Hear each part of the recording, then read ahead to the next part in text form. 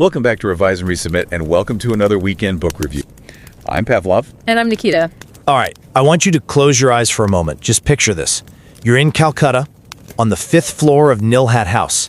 It's this cavernous, high-ceilinged space, and the sensory input is, well, it's completely overwhelming. You can hear the din of crunching dried leaves, the aggressive clanging of ceramic bowls, and this steady, rhythmic ticking from antique regulator clocks on the wall. And standing at a long table is a man, Mr. Day. He's been a broker for J. Thomas & Company for 30 years. He's wearing the starched white apron speckled with brown stains with the company logo monogrammed on it. He moves down a long line of white cups. He'll lift a lid, bury his face in the damp, infused leaves, and then, it's loud, it's violent, he sucks the liquid into his mouth. Slurp, slurp, slurp. And then comes the punctuation mark. He spits. It's this thin, precise stream of brown liquid that flies from his mouth into a dented aluminum bucket that's strapped to his waist. He just kicks the bucket down the line with his foot and moves on to the next cup. It's a really visceral, mechanical, almost aggressive performance. It is, but that slurp, that is the sound of value being manufactured. We are not just watching a man drink tea, we're watching a chaotic agricultural product, a leaf that changes with the weather, the soil, the time of day, being transformed into a price on a ledger. How does a subjective sensation on a single person's tongue translate into a global economic standard? I think that's the question we're wrestling with today. Or maybe to frame it the way I'm looking at it, how does that slurp disguise the extraction that makes the entire industry possible? So today we're discussing the monograph Tasting Qualities, The Past and Future of Tea, which was published by the University of California Press in 2020. The author is Sarah Besky. And for anyone who follows this field, Sarah Besky is a name that really commands respect. She's a professor of the anthropology of work in the ILR school at Cornell. Her research sits at this fascinating intersection of labor, the environment, and capitalism, specifically in the Himalayas. She uses these incredible ethnographic and historical methods to analyze how bodies, like the taster's body or the worker's body, take on value. Exactly. She explores the diverse forms of labor that make and maintain that value. And we should mention this is a bit of a Besky weekend for us. We're covering Tasting Qualities right now, but we are also revisiting her first book, The Darjeeling Distinction, as our weekend classic. And that book explores how legacies of colonialism intersect with fair trade. It's a perfect pairing. And she's so prolific, she also co-edited the School for Advanced Research volume How Nature Works with Alex Blanchette. And I'm particularly excited about her upcoming work, tentatively titled Himalayan Pastoral. It's a historical ethnography of Kalimpong, looking at life beyond the plantation. But today, our focus is squarely on Tasting Qualities. It is. And in this text, she really challenges the very idea of quality. I see this book as a powerful critique of endurance. Besky reveals that quality isn't just about how good the tea tastes. It's a mechanism of control. It reinforces colonial power structures, and it maintains the plantation system, even when that system is physically and environmentally exhausted. I see why you focus on the control aspect, but for me, I hear the monograph as a fascinating study of construction. I'm here to argue that quality is not some mystical essence found in nature. It's a triumph of standardization. Besky brilliantly illuminates how human expertise and scientific rigor manage to corral nature into something reliable. The fact that your tea bag tastes the same today as it did last year is frankly a logistical miracle. And she shines a light on these intermediary spaces, the brokerage firms, the labs, the auction houses, that make it all possible. But that reliability comes at a cost. You admire the consistency. I'm looking at the power dynamic. The intermediary is not a neutral arbiter. The broker stands between the producer and the buyer, yes, but they also stand between plantation management and the plantation worker. The standardization you praise is actually a way of erasing the specific conditions of labor. That tea bag is reliable because the system is rigid. See, I disagree that it's just rigidity. It's what Besky calls an experimental system, a constant real-life experiment. The broker isn't just checking a box. They are actively bringing good tea into being. They have to translate a subjective sensation on the tongue into a price that the market will bear. That requires a massive amount of accumulated knowledge. It's a feat of human expertise. It's a feat of gatekeeping. Who gets to be the expert? In Kolkata, it's almost exclusively upper-middle-class men, often from very specific social backgrounds, wearing those monogrammed aprons. They possess the so-called golden palate. But who produces the tea? Predominantly women, Adivasi and Nepali laborers, whose bodies are worn down by the work. The quality is determined by the man in the tasting room, but the price of that quality is paid by the woman in the field. Okay, let's delve deeper into that interaction in the tasting room, because it's the focus of Chapter 1, the work of taste. I was so struck by the lexicon, the tea words.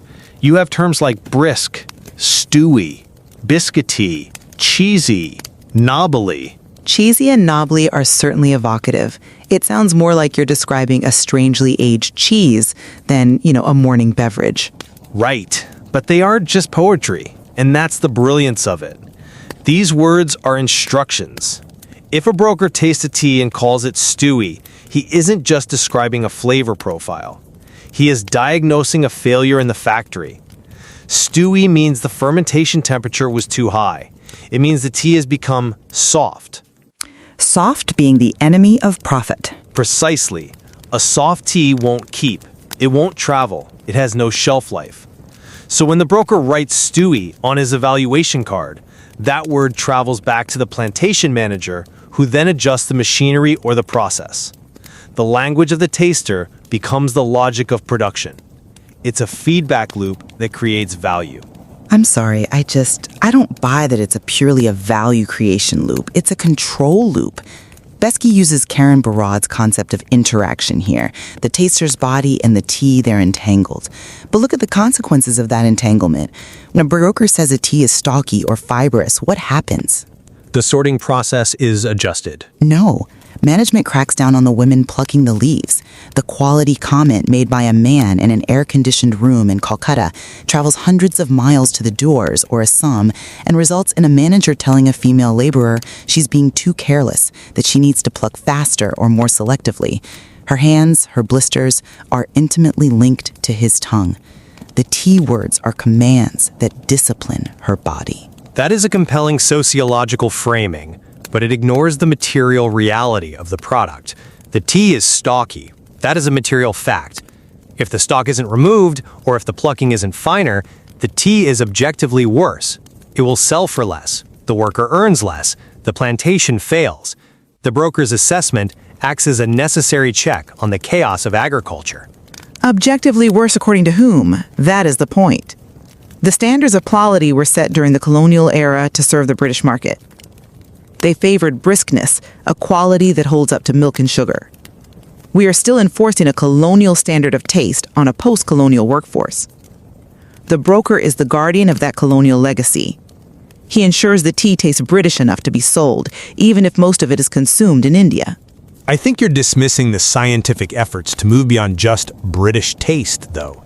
And that leads us to Chapter 4 and the science of quality. This was one of the most fascinating sections for me. The industry didn't just rely on the golden palate. They built the Toklai experimental station. They tried to break quality down into its chemical components. And they failed. They didn't fail. They deepened our understanding. They identified that caffeine creates bitterness, theoflavins create astringency, linalool creates sweetness. They created a flavor index. Figures like C.R. Harler in the 1930s tried to separate quality from the whims of the market. They wanted to make quality a botanical fact, something you could measure in a test tube. But Harler's project was ultimately futile, and Besky shows us why. You can measure the theoflavins all day long, but a gas chromatographer cannot tell you if a tea is nice. There is this persistent gap between the chemical composition and the market value. The industry needs the myth of the taster. I wouldn't call it a myth. I would call it the aesthetic industrial complex. Science supports the taster. It doesn't replace him. But the attempt to standardize to make tea a predictable chemical product is what allows for the modern tea industry to even exist.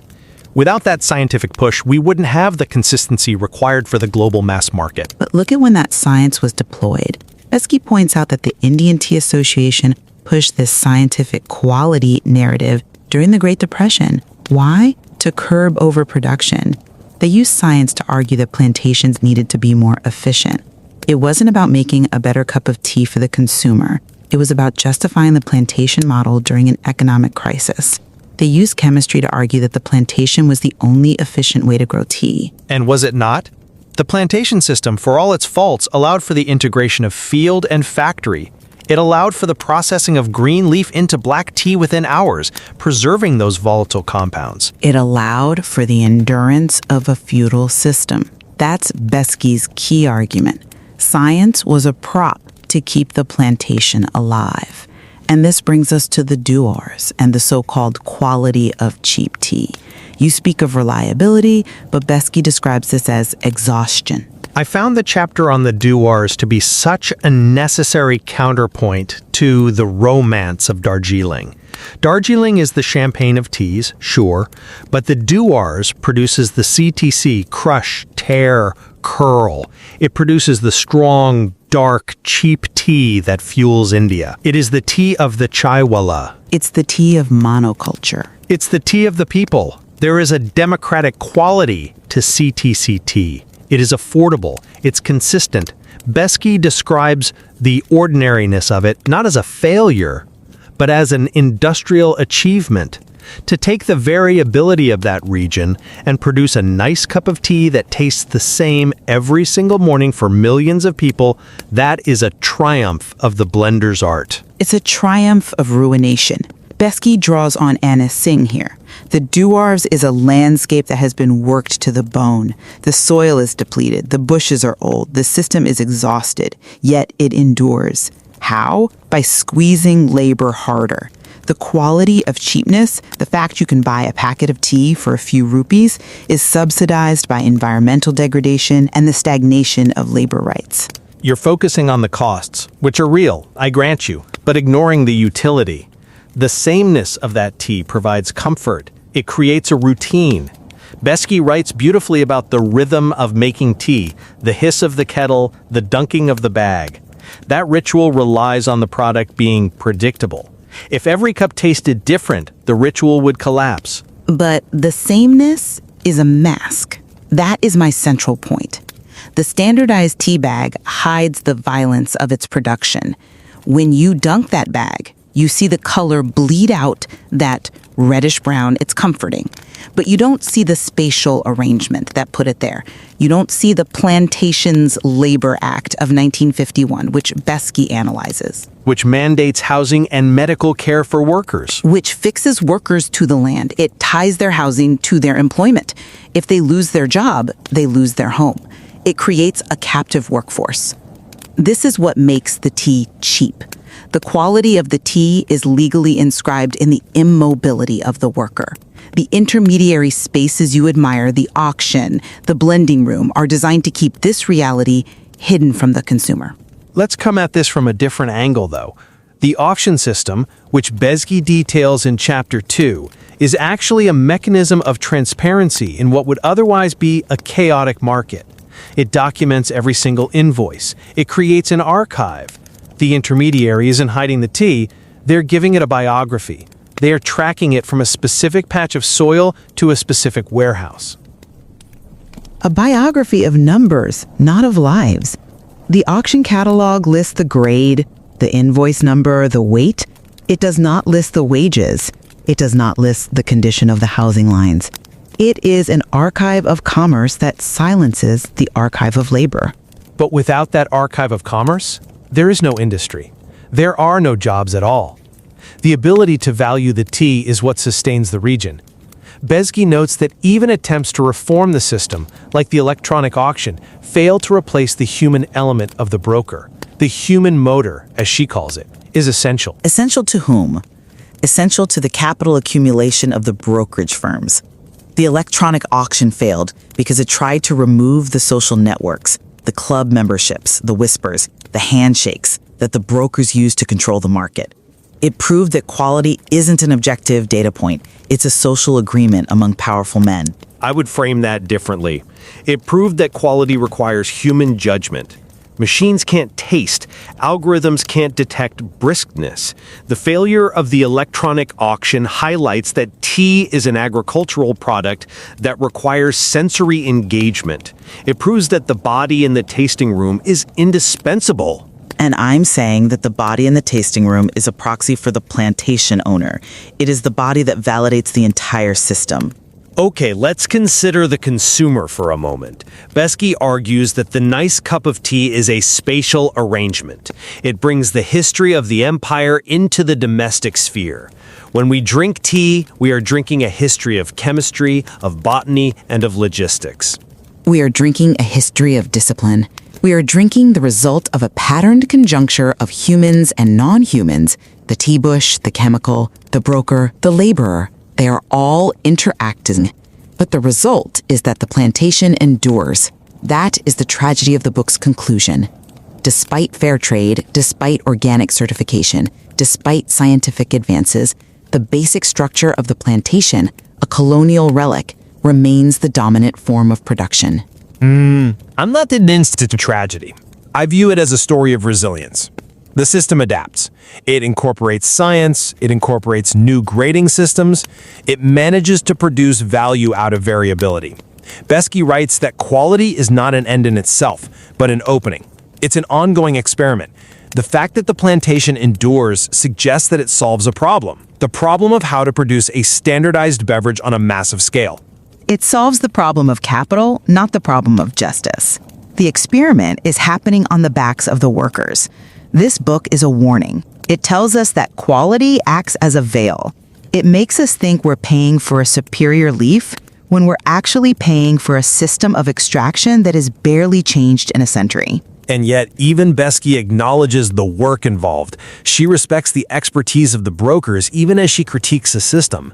She captures the intense skill required to taste 1,000 cups in a morning and value them within pennies of each other. She respects the skill, but she questions the legitimacy of the power it wields. That is the crucial distinction.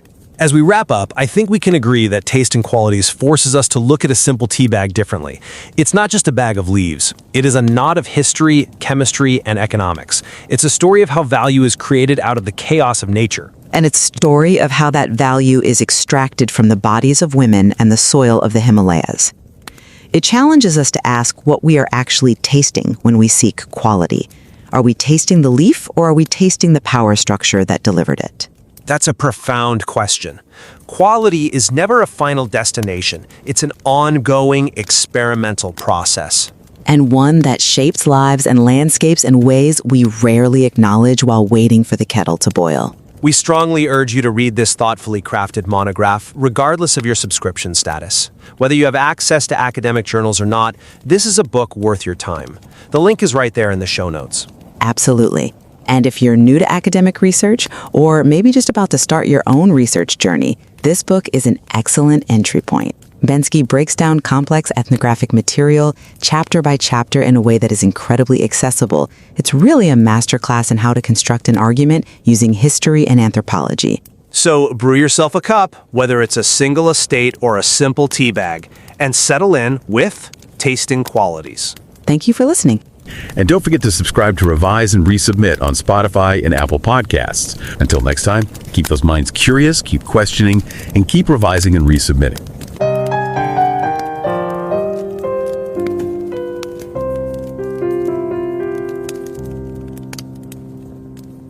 Revise and রিসাবমিটে স্বাগত। আপনারা শুনছেন আমাদের weekend বুক review পর্ব। আমি নিকিতা আর আমি Pavlov. কলকাতার নীলহাট house, চারিদিকে কেমন একটা পুরনো গন্ধ, সাথে টাটকা মাটির ভাঁড়ে গরম চায়ের সুবাস। আহা, আর সেখানে সাদা অ্যাপ্রেন পরা একজন ভদ্রলোক, মিস্টার দে, একটার পর একটা চায়ের কাপের সামনে ঝুঁকে পড়ছেন। প্রথমে শুকনো পাতাগুলো শুকে নিলেন, তারপর কাপ থেকে এক চুমুক চা সশব্দে, মানে রীতিমতো স্লাট করে মুখে টেনে নিলেন। শব্দটা খুব জরুরি। হ্যাঁ, মুহূর্তের জন্য চোখ বন্ধ করলেন, তারপর পাশের পিকদানিতে ফেলে দিলেন। এই যে একটা দৃশ্য, এটা তো কেবল চা পান করা নয়, তাই না? এটা একটা শিল্প। কিন্তু এই শিল্পের পেছনে লুকিয়ে আছে এক বিরাট জগতের গল্প। একটা সাধারণ চায়ের প্যাকেটের গায়ে যে লেখা থাকে কোয়ালিটি, এই শব্দটার আসল মানে কি? আর ঠিক এই প্রশ্নটাকে কেন্দ্র করে গড়ে উঠেছে সারা বেস্কির অসাধারণ একটা মনোগ্রাফ, tasting qualities, the past and future of tea. আমরা যেটাকে চায়ের গুণমান বা কোয়ালিটি বলি, সেটা কি চায়ের পাতার মধ্যে, মানে আগে থেকেই থাকে, নাকি এটা তৈরি করা হয়? বইটা আমাদের সেই যাত্রাতেই নিয়ে যায়। আর লেখক সারা বেস্কি, উনি তো কর্নেল বিশ্ববিদ্যালয়ের ILR স্কুলের অ্যানথ্রোপোলজি অফ ওয়ার্ক বিভাগের একজন অধ্যাপক। হ্যাঁ, তার গবেষণার মূল বিষয়টাই হলো হিমালয় অঞ্চলের শ্রম, পরিবেশ আর পুঁজিবাদের মধ্যেকার সম্পর্ক। মানে যখন রাজনীতি বা অর্থনীতি বদলে যায়, তখন আমাদের চারপাশে জিনিসপত্রের দাম বা এমনকি মানুষের শরীরের মূল্য কিভাবে বদলে যায়, আর সেই নতুন মূল্য ধরে রাখার জন্য কাদেরকে কতটা খাটতে হয়, এটাই তার গবেষণার মূল ফোকাস। ঠিক। আর এই সপ্তাহান্তে আমরা তার দুটো বই নিয়েই আলোচনা করছি। আজ আমরা কথা বলছি টেস্টিং কোয়ালিটিজ নিয়ে, যাকে বলা যেতে পারে একটা উইকেন্ড বুক রিভিউ। আর তার প্রথম বই দ্য দার্জিলিং ডিস্টিংশনকে আমরা ফিরে দেখব উইকেন্ড ক্লাসিক্স হিসেবে। হ্যাঁ, ওই বইটিতে তিনি দার্জিলিংয়ের চা শ্রমিকদের জীবন আর ঔপনিবেশিক ইতিহাস তুলে ধরেছিলেন। দুটো বইতেই এই শ্রম আর মূল্যের ধারণাটা ফিরে ফিরে আসে। উনি তো আরও কিছু কাজ করেছেন, তাই না? হ্যাঁ, অ্যালেক্স ব্ল্যানচেটের সাথে হাউ নেচার ওয়ার্কস নামে একটি বই সহ সম্পাদনা করেছেন, আর এখন হিমালয়ান প্যাস্টোরাল নামে একটি নতুন বই নিয়ে কাজ করছেন। তার মানে বোঝাই যাচ্ছে হিমালয় অঞ্চল আর সেখানকার মানুষের জীবনযাত্রা তার গবেষণার একেবারে কেন্দ্রে। একদম। আর আজকের আলোচনাটা আমরা সাজিয়েছি মূলত তাদের কথা ভেবে, যারা একাডেমিক গবেষণার জগতে নতুন বা নিজেদের গবেষণার কাজ শুরু করতে চলেছেন। আমরা চেষ্টা করব বইটির অধ্যায়ে ধরে ধরে এর মূল ভাবনা এবং লেখকের লেখার ধরনটা সহজভাবে তুলে ধরার। আর যারা এই চ্যানেলটি সাবস্ক্রাইব করেছেন বা করেননি, তাদের সকলকে অনুরোধ করব সময় করে এই মনোগ্রাফটি পড়ার জন্য। এর লিঙ্কটি শো নোটসে দেওয়া আছে। তাহলে চলুন মূল প্রশ্নটা দিয়ে শুরু করা যাক। বইটা বলছে চায়ের কোয়ালিটি বা গুণমান চায়ের পাতার মধ্যে থাকে না, বরং এটা তৈরি হয়। তার মানে আমরা যেটাকে ভালো চা বলি, সেটা আসলে কয়েকজন বিশেষজ্ঞের ঠিক করে দেওয়া একটা ধারণা। ঠিক ধরেছেন। ভাবুন তো, মিস্টার দের মতো একজন বিশেষজ্ঞ যখন বলেন চাটা ব্রাইট, তখন তিনি শুধু একটা স্বাদের কথা বলছেন না, তিনি এমন একটা গুণ আরোপ করছেন যা শুনে একজন ক্রেতা বেশি দাম দিতে রাজি হবেন। ও আচ্ছা। এই ব্রাইটনেস গুণটা কিন্তু চায়ের মধ্যে জন্ম থেকেই ছিল না। এটা তৈরি হয়েছে ওই নিলাম ঘরের টেবিলে বিশেষ কিছু শব্দ ব্যবহার করে। গুণমানটা একরকম পারফর্ম করে তৈরি করা হলো। এটা বাগান থেকে আমাদের কাপে আসার পথে বিভিন্ন জায়গায় জন্মায়, দালালি সংস্থা, ব্লেন্ডিং হাউস আর নিলাম ঘরে। এটা তো দারুণ একটা ভাবনা। তাহলে চলুন ওই টেস্টিং রুমে আরেকবার ফেরা যাক। বইটার প্রথম অধ্যায়ে এই দালালদের জগৎটাকে খুব কাছ থেকে দেখানো হয়েছে।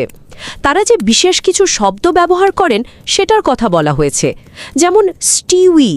এই শব্দটা শুনতে বেশ অদ্ভুত, এর মানে কি? স্টিউই শব্দটা এই পুরো প্রক্রিয়ার একটা দারুণ উদাহরণ। এটা শুধু একটা স্বাদ বর্ণনা করে না, এটা উৎপাদন প্রক্রিয়ার একটা ত্রুটিকেও নির্দেশ করে। যেমন চা ফার্মেন্টেশনের সময় যদি তাপমাত্রা একটু বেশি হয়ে যায়, তাহলে পাতাগুলো একটু বেশি নরম বা রান্না হয়ে যায় আর কি। সেই স্বাদটাকেই দালাল্লা বলেন স্টিউই। অবিশ্বাস্য। তার মানে কলকাতার নিলাম ঘরে বসে একজন দালালের জীব আসামের কোনো এক বাগানে একজন মহিলা শ্রমিকের কাজের পদ্ধতির সাথে জুড়ে যাচ্ছে। একদম। এই একটি শব্দ সেই দালালকে বাগানের বাস্তবতার সাথে জুড়ে দেয়। এখানেই দুটো দারুণ ব্যাপার ঘটছে। একটা হলো শরীরীয় দক্ষতা বা এমবডিড স্কিল। শরীরী দক্ষতা? হ্যাঁ, এটা ঠিক একজন অভিজ্ঞ মেকানিকের মতো, যিনি শুধু গাড়ির আওয়াজ শুনেই বলে দিতে পারেন সমস্যাটা কোথায়। চা দালালরাও ঠিক সেভাবেই নিজেদের জিভ আর নাক দিয়ে চায়ের পুরো ইতিহাস, তার জন্ম থেকে নিলামঘর পর্যন্ত যাত্রাটা বলে দিতে পারেন। এই জ্ঞানটা তাদের মস্তিষ্কে নয়, শরীরে সঞ্চিত। আর দ্বিতীয় ব্যাপারটা? দ্বিতীয়টা হলো জ্ঞান কাঠামো বা এপিস্টেমে। মানে এই শরীরী দক্ষতার উপর ভিত্তি করে তারা চায়ের একটা শ্রেণীবিন্যাস বা মানচিত্র তৈরি করেন। ব্রাইট, সফট, স্টিউই এই শব্দগুলো ব্যবহার করে। এটা শুধু স্বাদ নয়, এটা চায়ের একটা পরিচয় তৈরি করার মতো। আর এই ভাষার উপর ভর করেই পুরো চায়ের বাজারটা দাঁড়িয়ে থাকে। ঠিক। তাহলে এই যে দালালরা স্টিউই বা ব্রাইট বলে চায়ের মান ঠিক করলেন, এরপর কি হয়? এই জ্ঞানটা তারা কিভাবে বাজারে ব্যবহার করেন? ঠিক এখানেই নিলাম ঘরের ভূমিকা চলে আসে। বইয়ের দ্বিতীয় অধ্যায়ে লেখক এই নিলাম ঘরকে একটা নাটকের মঞ্চের সাথে তুলনা করেছেন। এটা শুধু কেনাবেচার জায়গা নয়, এটা একটা পারফরমেন্সের জায়গা। দালাল আর ক্রেতারা সেখানে আসেন এবং তাদের প্রত্যেকের হাবভাব, চালচলন সবই সেই নাটকের অংশ। নাটকের মঞ্চ? এটা কিভাবে? লেখক বর্ণনা দিয়েছেন শিবার মতো কিছু চরিত্রের, যারা নিলামে নিজেদের খাস সরঞ্জাম নিয়ে আসেন, হয়তো একটা বিশেষ চামচ বা নিজের পছন্দের একটা ফোল্ডার। এই জিনিসগুলো তাদের দক্ষতার প্রতীক। পুরনো নিলামের ক্যাটালগগুলো দেখলে মনে হবে যেন অতীতের সেই নাটকের আর্কাইভ। বাহ! প্রতিটি সংখ্যা, প্রতিটি নোট সবই সেই পারফরমেন্সের অংশ। ক্রেতাদেরও কিন্তু একই রকম দক্ষ হতে হয়। ক্রেতাদের দক্ষতাটা ঠিক কোথায়? তাদের তো শুধু সেরা চাটা কিনে নিলেই হয়। এখানেই আসল মজা।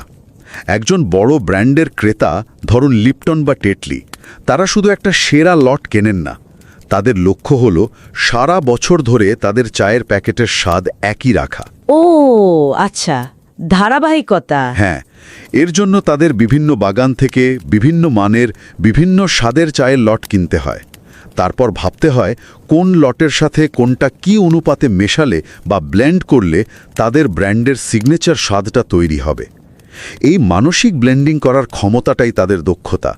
তাই নিলামে তারা শুধু চা কেনেন না, তারা সম্ভাবনা কেনেন। তার মানে পুরো ব্যবস্থাটাই কিছু মানুষের শরীরী জ্ঞান, পারস্পরিক বিশ্বাস আর একটা পারফরমেন্সের ওপর দাঁড়িয়ে আছে। আর বইটা বলছে এই ব্যবস্থাটা ঔপনিবেশিক আমল থেকে চলে আসছে। হ্যাঁ, এবং প্রতিটি নিলামের মাধ্যমে সেই ঔপনিবেশিক প্রতিষ্ঠান আর তার পুরনো রীতিনীতিগুলোই যেন নতুন করে জীবন পায়, আরও শক্তিশালী হয়ে ওঠে। দালালদের সেই রহস্যময় জ্ঞান, ক্রেতাদের সেই অনুমান করার ক্ষমতা, এই সবই একটা ঐতিহাসিক কাঠামোর মধ্যে কাজ করে। কিন্তু এই শতাব্দী প্রাচীন ব্যবস্থা তো নিশ্চয়ই কোনো চ্যালেঞ্জের মুখে পড়েছে। আজকের এই ডিজিটাল যুগে যেখানে সব কিছু স্বচ্ছ বা ট্রান্সপারেন্ট করার একটা প্রবণতা, সেখানে এই রহস্যময় শরীরী জ্ঞানের দাম কি? অসাধারণ প্রশ্ন। ঠিক এই দ্বন্দ্বটাই বইটির অন্যতম মূল আকর্ষণ এবং চতুর্থ অধ্যায়ের বিষয়। এই ব্যবস্থাকে চ্যালেঞ্জ জানানোর চেষ্টা কিন্তু নতুন নয়। 1930-এর দশকেই টকলায়ের বিজ্ঞানীরা চেষ্টা শুরু করেছিলেন। তারা চাইলেন চায়ের ব্রিস্কনেস বা স্ট্রেংথ এর মতো স্বাদগুলোকে রাসায়নিক যৌগের সাথে যুক্ত করতে। তাদের উদ্দেশ্য ছিল গুণমানকে দালালদের ব্যক্তিগত বিচার বা বাজারের প্রভাব থেকে মুক্ত করে একটা বৈজ্ঞানিক বস্তুনিষ্ঠ ভিত্তি দেওয়া। অর্থাৎ স্বাদকে সংখ্যায় পরিণত করার একটা চেষ্টা। এক কথায় তাই। তারা যদি প্রমাণ করতে পারতেন যে একটি নির্দিষ্ট রাসায়নিকের পরিমাণ বাড়লে চায়ের ব্রিস্কনেস বাড়ে, তাহলে গুণমান আর দালালের জিভের ওপর নির্ভরশীল থাকত না। সেটা ল্যাবরেটরিতে মাপা যেত। এই ভাবনাটাই আধুনিক যুগে নতুন করে ফিরে আসে সংস্কার হিসেবে। আর ভারতের টি বোর্ড পুরনো নিলাম ব্যবস্থাকে একটি অস্বচ্ছ ঔপনিবেশিক অবশেষ হিসেবে দেখতে শুরু করে। ঠিক। আর তার ফলেই কি ই অকশন বা অনলাইন নিলামের জন্ম? ঠিক তাই। টি বোর্ডের লক্ষ্য ছিল একটা স্বচ্ছ, নিরপেক্ষ এবং আধুনিক বাজার তৈরি করা, যেখানে দালালদের ব্যক্তিগত সম্পর্ক বা রহস্যময় জ্ঞানের কোনো জায়গা থাকবে না। কম্পিউটারই হবে বিচারক। এর ফলে 2009 সালে tauction.com মানে tauction.com এর মাধ্যমে ই অকশন বাধ্যতামূলক করা হয়।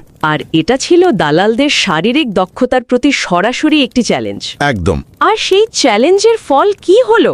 বইয়ের 6ষ্ঠ অধ্যায়ে মনে হয় এর একটা দারুণ বর্ণনা আছে। হ্যাঁ, একটা অসাধারণ বর্ণনা। 2009 সালের মে মাসে সেই ই অকশনের প্রথম দিনের বিশৃঙ্খলার কথা লেখক তুলে ধরেছেন। একদিকে পুরনো দালালরা যারা জীবনে প্রথমবার ল্যাপটপ ব্যবহার করছেন, আর অন্যদিকে নতুন সিস্টেম যেটা বারবার ক্র্যাশ করছে। ভাবা যায় ক্রেতারা হতাশ হয়ে বসে আছেন, কারণ তারা একে অপরের মুখ দেখতে পাচ্ছেন না, বুঝতে পারছেন না কে বিড করছে, বাজারের মতিগতি কোন দিকে। একটা সিস্টেমকে আরও নিখুঁত আর নিরপেক্ষ করতে গিয়ে উল্টে পুরো বাজারটাই প্রায় বসে যাচ্ছিল। এটা তো প্রযুক্তির এক দারুণ পরিহাস। একদম। একজন ক্রেতা হতাশ হয়ে বলেছিলেন, এটা যেন শূন্যে থেকে নিলামে অংশ নেওয়া। কারণ নিলাম ঘরের সেই নাটক, সেই শারীরিক ভাষা, সেই পারস্পরিক বোঝাপড়া সবই অনুপস্থিত। ঠিক। আর একজন তো মন্তব্যই করে বসেন, এই গবেষণাটা চা নিয়ে ততটা নয় যতটা মানুষের পারস্পরিক সম্পর্ক নিয়ে। এই একটা ঘটনাই দেখিয়ে দেয় যে বাজার শুধু সংখ্যা আর প্রযুক্তির উপর চলে না, এর পেছনে মানুষের সম্পর্ক, বিশ্বাস আর ইতিহাস জড়িয়ে থাকে। তাহলে এই সংঘাতটি আসলে দুই ধরনের বিশেষজ্ঞর মধ্যে, একদিকে পুরনো দিনের দালাল আর অন্যদিকে কম্পিউটার দক্ষ নতুন উদ্যোক্তা। হ্যাঁ, একদিকে ছিল সেই পুরনো অভিজাত দালাল, যার রহস্যময় জ্ঞানই ছিল তার মূলধন, আর অন্যদিকে ছিল নতুন প্রজন্মের প্রযুক্তিবিদ, যে বিশ্বাস করে কোডিংয়ের মাধ্যমে একটা নিখুঁত বাজার তৈরি করা সম্ভব। আর প্রযুক্তি ব্যবহার করে একটি নিরপেক্ষ বাজার তৈরির এই প্রচেষ্টা শেষ পর্যন্ত এটাই প্রমাণ করে যে মূল্যায়নের কাজটি আসলে কতটা মানবিক এবং ঐতিহাসিক প্রেক্ষাপটের উপর নির্ভরশীল। একদম। তাহলে সব মিলিয়ে একটা সাধারণ টি ব্যাগ থেকে শুরু করে তার গুণমান নির্ধারণের পেছনের যে জটিল জগৎ, সেই যাত্রার কথাই এই বইটিতে বলা হয়েছে। গুণমান কোনো স্থির বস্তু নয়, বরং এটি একটি চলমান প্রক্রিয়া যেখানে স্বাদ, বিজ্ঞান, প্রযুক্তি, শ্রম আর ইতিহাস একসাথে মিলেমিশে একাকার হয়ে গেছে। দ্য এন্ডিওরেন্স অফ কোয়ালিটি, অর্থাৎ গুণমানের টিকে থাকা। লেখক আমাদের একটা গভীর প্রশ্নের সামনে দাঁড় করিয়ে দেন। যতই বাজার ডিজিটাল হোক বা আমরা স্বচ্ছতা খুঁজি, আমাদের প্রতিদিনের ব্যবহৃত জিনিসগুলোর মধ্যে ঠিক কোন ধরনের শরীরে জ্ঞান এবং লুকানো ইতিহাস টিকে থাকে? আর এই প্রশ্নটাই হয়তো আমাদের জন্য মূল চিন্তার খোরাক। ঠিক। প্রযুক্তির মাধ্যমে একটি নিখুঁত, নিরপেক্ষ বাজার তৈরির প্রচেষ্টা এটাই প্রকাশ করে যে মূল্যায়নের কাজটি আসলে কতটা মানসিক। এই মানসিক উপাদানটি সরিয়ে দিলে কি বাজার সত্যি উন্নত হয়, নাকি সেই মানবিকতা অন্য কোথাও, হয়তো নতুন সিস্টেমের কোডিংয়ের মধ্যেই লুকিয়ে থাকে নতুন কোনো রূপে? এই প্রশ্নটি বইটি আমাদের জন্য রেখে যায়।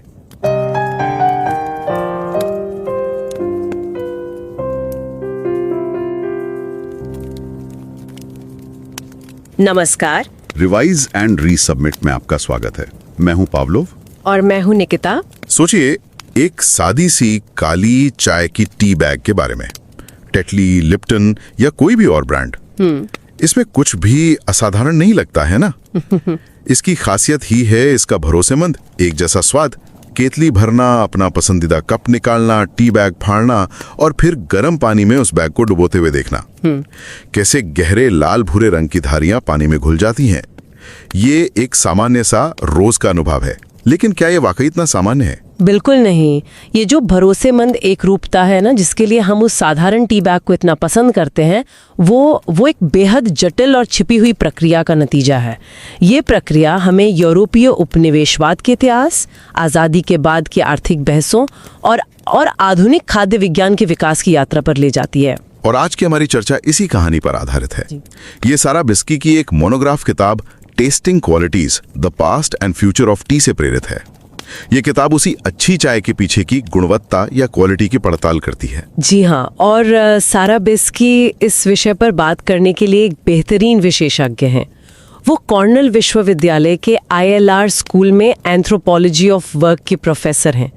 उनका शोध हिमालय क्षेत्र में श्रम, पर्यावरण और पूंजीवाद के आपसी संबंधों को समझने के लिए नृवंशस्थिज्ञान और ऐतिहासिक तरीकों का उपयोग करता है। मतलब वो विश्लेषण करती हैं कि कैसे बदलती राजनीतिक आर्थिक व्यवस्थाओं के तहत चीजों और शरीरों का मूल्य बनता है, और उस मूल्य को बनाने और बनाए रखने वाले श्रम के विभिन्न रूपों की पड़ताल करती हैं। बिल्कुल, और ये उनकी दूसरी किताब है। उनकी पहली किताब द दार्जिलिंग डिस्टिंक्शन 2014 में आई थी, जो दार्जिलिंग के चाय बागानों में श्रम और न्याय पर केंद्रित थी। और हम इस वीकेंड उनकी दोनों किताबों पर चर्चा कर रहे हैं। टेस्टिंग क्वालिटीज एक वीकेंड बुक रिव्यू के तौर पर, और द दार्जिलिंग डिस्टिंक्शन एक वीकेंड क्लासिक के तौर पर। उन्होंने हाउ नेचर वर्क्स नाम की एक किताब का सहज संपादन भी किया है, और आजकल वो हिमालयन पैस्टोरल नामक एक नई किताब पर काम कर रही हैं। हम अपने श्रोताओं से आग्रह करेंगे, चाहे वे इस चैनल को सब्सक्राइब करें या ना करें, इस विचारशील मोनोग्राफ को पढ़ने के लिए समय जरूर निकालें। लिंक शो नोट्स में दिया गया है। आज की हमारी बातचीत का उद्देश्य इस किताब की शैली और सार को अध्याय दर अध्याय समझाना है, खासकर उन लोगों के लिए जो अकादमिक शोध में नए हैं। तो किताब की शुरुआत होती है स्वाद के उस स्थान से जहां गुणवत्ता को परिभाषित किया जाता है। कोलकाता के चाय दलालों के दफ्तर, जैसे जे थॉमस कंपनी, ये कोई सामान्य चाय चखना नहीं है। नहीं, ये एक कला और विज्ञान दोनों हैं। दलाल एक खास तरीके से चाय को सूंघते हैं, फिर उसे जोर से अपने मुंह में खींचते हैं, स्लब करते हैं। हाँ, और फिर थूक देते हैं। वे चाय के स्वाद, बनावट और सुगंध का वर्णन करने के लिए एक विशेष शब्दावली का उपयोग करते हैं। जैसे स्टीवी, बिस्क्यूटी, चीजी। एक मिनट, चीजी? चाय में चीज जैसा क्या हो सकता है? ये शब्द आम उपभोक्ता के लिए तो नहीं है, जैसे वाइन टेस्टिंग में होते हैं। नहीं, बिल्कुल नहीं। ये एक इंट्रा ट्रेड भाषा है। जैसे स्टीवी का मतलब गाढ़ा होना नहीं, बल्कि ये है कि चाय की पत्तियां बहुत ज्यादा तापमान पर फर्मेंट हो गई हैं। अच्छा, तो ये एक कमी है, तारीफ नहीं। बिल्कुल। और सबसे महत्वपूर्ण बात यह है कि दलाल का ये मूल्यांकन सीधे बागान में काम करने वालों के श्रम से जुड़ा होता है। कैसे?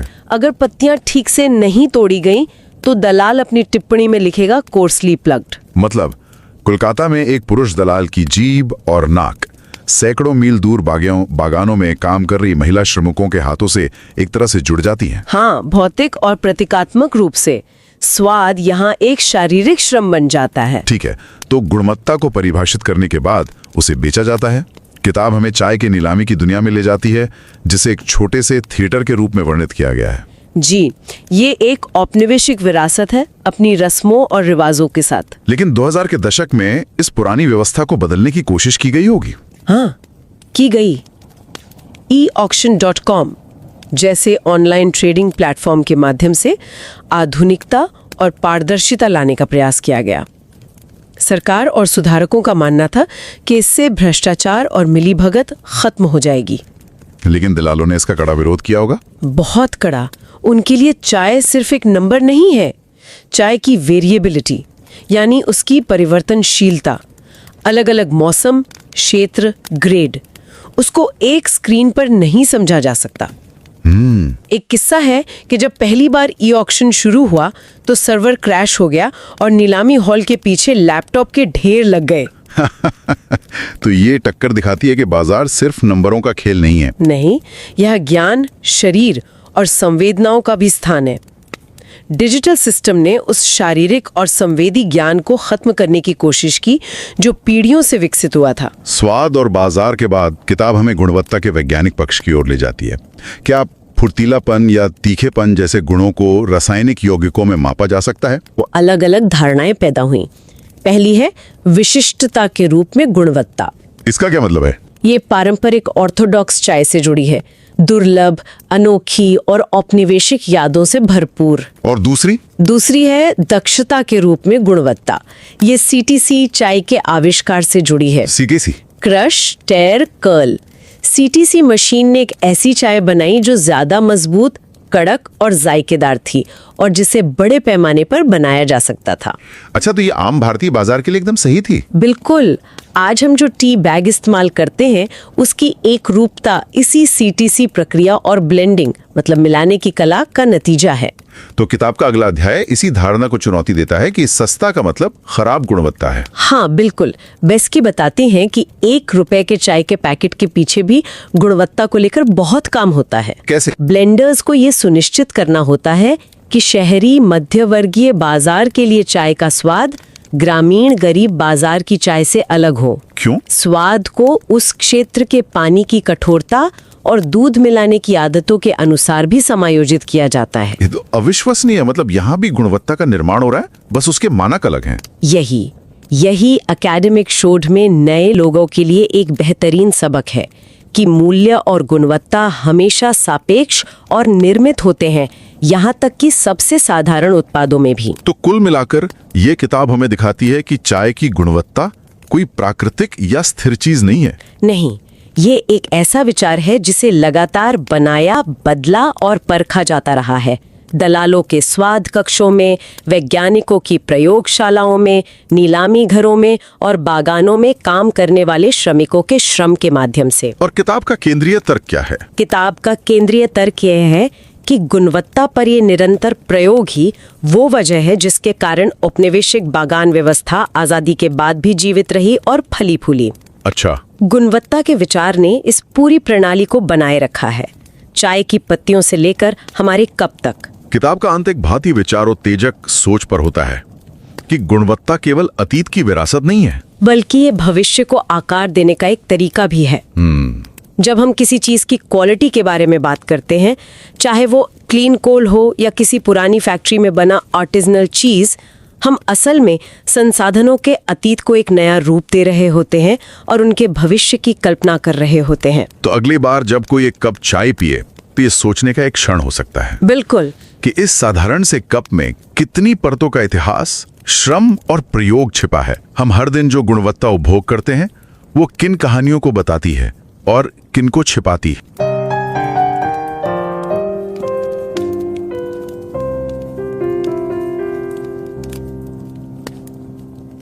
Hvad er det egentlig, der gør en kop te god? Altså for mange af os, så er den bedste kop te jo ikke nødvendigvis en, der er sjælden eller specielt dyr. Tænk på den tepose, du griber ud efter hver eneste morgen. Den smager præcis som den skal. Den smagte sådan i går, og den kommer til at smage sådan i næste uge. Den er pålidelig. Men her er det, der er lidt mærkeligt. Indholdet i den tepose er med ret stor sandsynlighed helt anderledes end i den sidste. Teen kommer fra forskellige regioner, forskellige høste, måske endda forskellige lande. Hvordan kan noget så varierende altid ende med at smage præcis ens? Præcis. Rigtigt. Det er jo lige præcis det mysterium. Det er kernen i den bog, vi skal se nærmere på i dag. Vores samtale tager udgangspunkt i monografien Tasting Qualities, The Past and Future of Tea af Sarah Besky. Og for lige at give lidt baggrund, så er Sarah Besky altså professor i arbejdsantropologi ved Cornell University. Hendes forskning er ret speciel. Hun bruger både etnografiske og historiske metoder til at se på, hvordan arbejde, miljø og kapitalisme hænger sammen i Himalaya. Præcis. Hun er utrolig dygtig til at analysere, hvordan materialer og kroppe får værdi under, kan man sige, skiftende politiske og økonomiske regimer. Lige netop. Hendes første bog, The Darjeeling Distinction, handlede jo om netop det. Hvordan koloniale afstykker flettes sammen med moderne markedsreformer, og hvad det så betyder for værdien af arbejde, af et sted og af selve teen. Ja, og Tasting Qualities er så hendes anden bog, og den er en virkelig fascinerende blanding af historisk og etnografisk forskning. Den kigger på videnskab, værdi og selve ideen om kvalitet i teindustrien. Vi har faktisk valgt at fokusere på begge hendes soloværker her i weekenden. Vi ser på Tasting Qualities her som en weekend-boganbefaling, og så The Darjeeling Distinction som en weekend-klassiker. Og hun er utrolig produktiv. Hun har også medredigeret et værk og arbejder på en ny bog om pastoral livsførelse i Himalaya. Hun er en virkelig, virkelig indsigtsfuld forsker. Og vi vil virkelig opfordre dig til at tage dig tid til at læse den her gennemtænkte monografi, uanset om du følger kanalen her eller ej. Vi har lagt et link i show notes. Ja, især hvis du er ny inden for akademisk forskning, eller måske overvejer at starte din egen rejse. Beskydets stil og hendes måde at strukturere en fortælling på er en fantastisk inspiration. Hun tager os med ind i rum, vi normalt aldrig ser. Lad os begynde der. I de skjulte rum, hvor kvalitet ikke bare bedømmes, men skabes. Præcis. Der på at blive opdaget. Nej, netop. Det er noget, der aktivt produceres gennem et komplekst samspil af sprog, teknologi og æstetik. Hun fokuserer på de rum, der ligger imellem plantagen og din tekop. Okay, så i stedet for en kronologisk historie, så følger bogen teen til 4 forskellige steder. 4 centrale eksperimentelle steder, ja. Tesmagerens rum, auktionshallen, laboratoriet og så selve plantagen. Lad os besøge det første rum. Ja, lad os det. Forestil dig et kontor i Kolkata, Indien. Her sidder en gruppe mænd, og det er næsten udelukkende mænd, foran hundredvis af hvide kopper. De slupper højlydt te i sig og spytter den ud igen. Det er en hel performance. Det er professionelle tesmagere. Besky beskriver, hvordan deres kroppe fungerer som fintunede videnskabelige instrumenter. Men det, der er så fascinerende her, er jo, at den her færdighed er dybt forankret i en kolonial historie. Helt vildt. Før var det hvide britiske mænd. I dag er det middelklasse indiske mænd, som viderefører en særlig form for maskulinitet og habitus. Habitus? Det ord, det lyder en smule akademisk. Hvad betyder det? Altså mere præcist. Det er i bund og grund en indforstået fornemmelse for god smag. Det er ikke noget, man læser sig til. Det er en kropslig viden, som de ofte selv beskriver som noget medfødt. Noget, de bare samlede op. Okay, så det er en slags tavs viden, der sidder i kroppen. Lige præcis. Og de har deres eget sprog. Barister kalder det te-ord. Ord som bright, soft eller stewy. Stewy? Altså gryderetsagtig. Jeg vil tro, at det betyder, at teen var tyk eller grumset. Måske lidt overkogt. Ja, det er jo den logiske tanke. Lige præcis. Men det betyder slet ikke det. Det er et kodeord.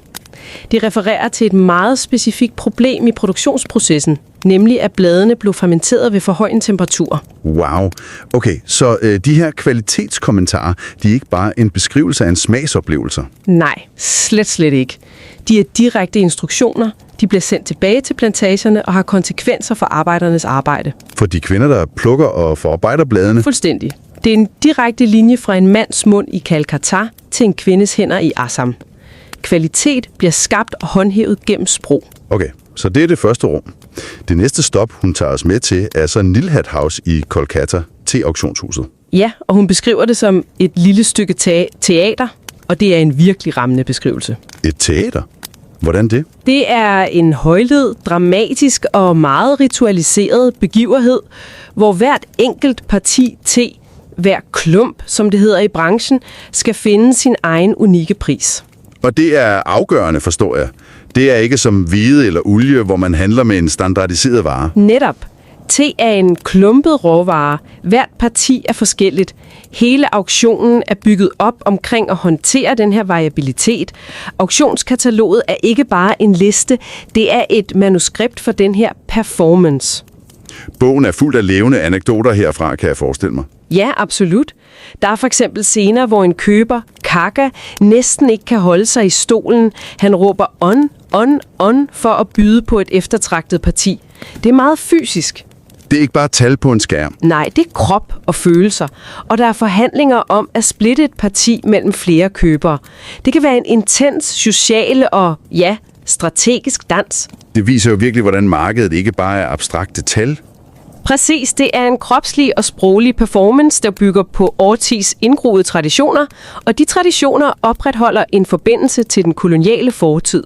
Okay, så vi er gået fra smagerens rum til auktionen. Nu bevæger vi os ind i laboratoriet. Ja, og her udforsker Besky forsøgene på at objektificere kvalitet. At oversætte tesmagernes subjektive teord til noget, man kan måle. Til kemi. Og det begyndte historisk med blandet te, den her såkaldte Empire te, kan jeg se. Lige præcis. Formålet var standardisering, men det skabte også en ny form for angst. Man fokuserede pludselig meget på stoffet tannin. Tannin, det kender man jo. Det giver farve og bitterhed. Ja, men det blev også set som potentielt usundt. Så tannin blev et symbol på både de positive og negative sider af imperiets te. Så fra 1930'erne til 1970'erne forsøgte forskere for alvor at finde de specifikke kemiske forbindelser, der svarede til ord som briskness eller strength. Præcis. De ville skabe et videnskabeligt instrument, der var mere pålideligt end en smagerskane. En objektiv målestok. Men det er ikke en simpel historie om videnskabens sejr, forstår jeg. Nej, slet ikke. For efter Indiens uafhængighed, der skiftede fokus. Nu handlede det ikke længere så meget om at forstå kemien i kvalitet. Nu handlede det om at øge kvantiteten. Man skulle simpelthen producere mere. Præcis. Man begyndte at forske i kloning og nye maskiner for at øge udbyttet. Og det er faktisk her, den mest udbredte te-type i dag, CTC-teen, blev opfundet. CTC. Hvad står det for? Crush, tear, curl. Knus, riv, rul. Ja, det er en ret brutal industriel metode, hvor bladene bliver mast for at fremskynde processen. Den skaber de her små, ensartede te-granulater, der er perfekte til teposer. De giver en stærk, mørk kop te med det samme. Og det var altså et resultat af et skift i de videnskabelige prioriteter. Fuldstændig. Fra kvalitet til kvantitet. Okay, så hvad betyder alt det her så? Hvad er Beskys konklusion? Hendes konklusion er virkelig slående. Hun argumenterer for, at det netop er disse konstante eksperimenter med kvalitet i smagsrummet, på auktionen, i laboratoriet, der har gjort det muligt for den koloniale plantagestruktur at overleve helt op til i dag. Så ideen om kvalitet er det, der ligesom holder hele systemet sammen? Ja, det er bindeværet. Og den er ikke kun forbeholdt dyre specialte. Den er dybt indlejret i selv den billigste tepose, du køber. Kvalitetsarbejdet er det, der gør den standardiserede smag mulig, og som samtidig opretholder en global industri med dybe historiske rødder. Så den simple, pålidelige kop te er i virkeligheden resultatet af en utrolig kompleks og historisk ladet proces. Den er et bevis på kvalitetens udholdenheden. Præcis. Sarah Beskys bog efterlader en med en meget dybere forståelse af, hvordan verden hænger sammen gennem noget så almindeligt som te. Kvalitet, viser hun, er ikke kun en måde at gøre ting bedre på.